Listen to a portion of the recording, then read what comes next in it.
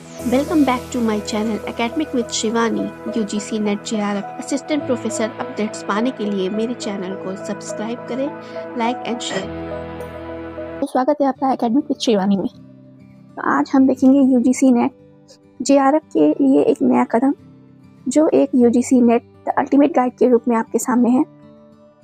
यहाँ हम देखेंगे यूजीसी नेट होता क्या है।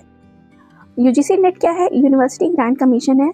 इसके थ्रू नेशनल एलिजिबिलिटी टेस्ट होता है जो एनटीए करवाता है, यानी नेशनल टेस्टिंग एजेंसी। इसका ऑब्जेक्टिव क्या है? To determine eligibility of junior research fellowship. ये एग्जाम लिया क्यों जाता है? तो एक होता है असिस्टेंट प्रोफेसर और एक होता है JRF। कि जब आप JRF का एग्जाम क्लियर कर लेते हैं तो ये रिसर्च का एक गेटवे है जिसके थ्रू आपको फाइनेंशियल फ्रीडम भी मिलती है जब आप PhD कर रहे होते हैं। असिस्टेंट प्रोफेसर जो है वो गवर्नमेंट अलाइड कॉलेजेस में काम करते हैं, सेंट्रल और state university and government colleges में पढ़ाते हैं, जिनका नेट क्वालिफिकेशन कंपल्सरी होता है। अगर आपके पास PhD है या नहीं है कोई फर्क नहीं पड़ता। The golden ticket to JRF junior research fellowship. अगर आप JRF और नेट दोनों क्लियर करते हैं तो आपको 37,000 पर मंथ पहले 2 साल के लिए गवर्नमेंट देती है और नेक्स्ट 3 साल के लिए 42,000 रुपये पर मंथ आपको स्टाइपेंड मिलता है। Financial support through out PhD के दौरान आपको फाइनेंशियल सपोर्ट मिलता है। 5 साल के लिए अपॉर्चुनिटी होती है आप रिसर्च करें, जिसमें आपको फाइनेंशियल इंडिपेंडेंस मिलता है। एग्जाम आर्किटेक्चर की बात करें तो इसमें हमें टोटल 3 घंटे का समय मिलता है, जो कि नॉन स्टॉप होता है, यानी कि बीच में ब्रेक नहीं मिलता। CBT मोड में होता है, यानी कि कंप्यूटर की स्क्रीन पे हमें एग्जाम देने होते हैं। CBT मोड यानी कंप्यूटर बेस्ड टेस्ट देना होता है।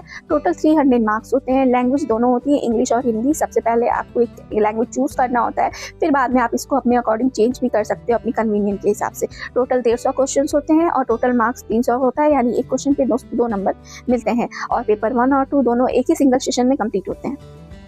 पेपर 1 क्या होता है? वो जनरल पेपर होता है, सेम फॉर ऑल कैंडिडेट्स, जिसमें कि हम teaching aptitude, reasoning, ICT, higher education system, communication, data interpretation, research aptitude, logical reasoning, इन सब के बारे में हम आगे देखेंगे। और ये पेपर 1 के टॉपिक्स हैं जिनको बहुत अच्छे से करके जाना होता है, जो कि एक तरह का गेम चेंजर भी साबित होता है आपके कट ऑफ में।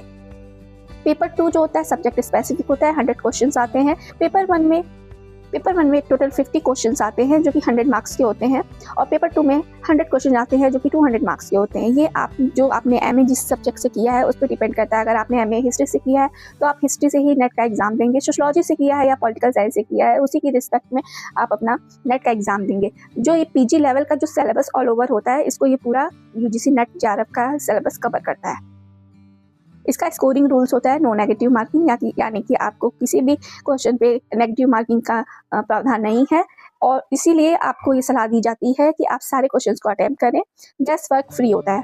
क्वालिफाइंग लॉजिक क्या होता है? This is not a pass fail exam, it is cut off based, score determines your rank, यानी कि आप जितना स्कोर लाएंगे वो आपका रैंक डिसाइड करता है। द सिलेक्शन फनल, इस फनल में हम देखते हैं कि सारे एप्लीकेंट हैं। Top 6% qualify for NET assistant professor, top rankers qualify for JRF। Higher marks, better rank, higher chances of JRF।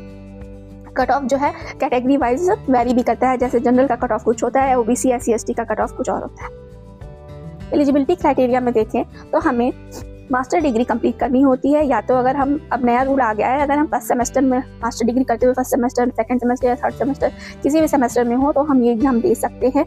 Minimum marks हमें अगर आपने मास्टर कंप्लीट कर लिया है तो आपको जनरल कैटेगरी में 55% होना चाहिए। अगर आप रिजर्व कैटेगरी से बिलोंग करते हैं तो आपको 50% यानी कि 5% का रिलैक्सेशन दिया जाता है।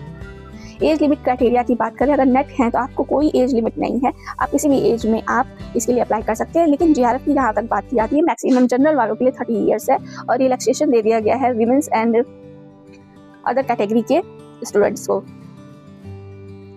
ये एग्ज़ाम कब होता है? ये एग्ज़ाम 2 साइकिल में होता है। इसका एग्ज़ाम का साइकिल 1 साल में 2 बार होता है। पहला जून सेशन, दूसरा दिसंबर सेशन।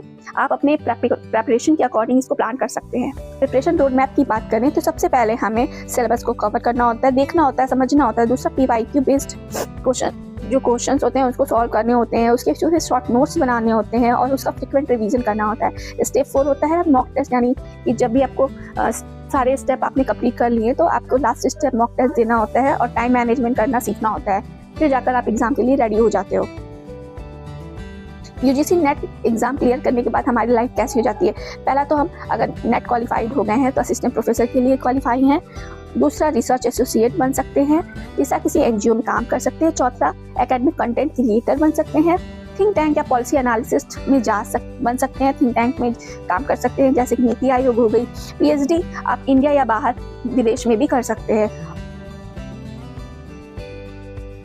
तो आप समराइज करते हैं, टोटल मार्क्स 300 का होता है। एक क्वेश्चन पे 2 नंबर, 150 क्वेश्चन होते हैं। नेगेटिव मार्किंग नहीं होती है। एलिजिबिलिटी 55% जनरल वालों के लिए, 50% अदर्स के लिए होती है। मास्टर्स में जेआरएफ का एज लिमिट 30 ईयर्स और नेट का कोई एज लिमिट नहीं है। टॉप 6% नेट के लिए क्वालिफाई करते हैं। तो एक बात और मैं बताना चाहूँगी कि यूजीसी ने हमें एक थर्ड कैटेगरी भी इंट्रोड्यूस किया। पहले में जेआरएफ के बच्चे आते हैं, दूसरे में नेट क्वालिफाइड आते हैं, और तीसरे में जब इन दोनों का कट ऑफ अगर नीचे चला जाए तो वो पीएचडी ओनली के लिए क्वालिफाई, यानी कि 1 साल के लिए आपको एलिजिबिलिटी मिलती है कि आप किसी भी यूनिवर्सिटी में पीएचडी के लिए इनरोल कर सकते हैं।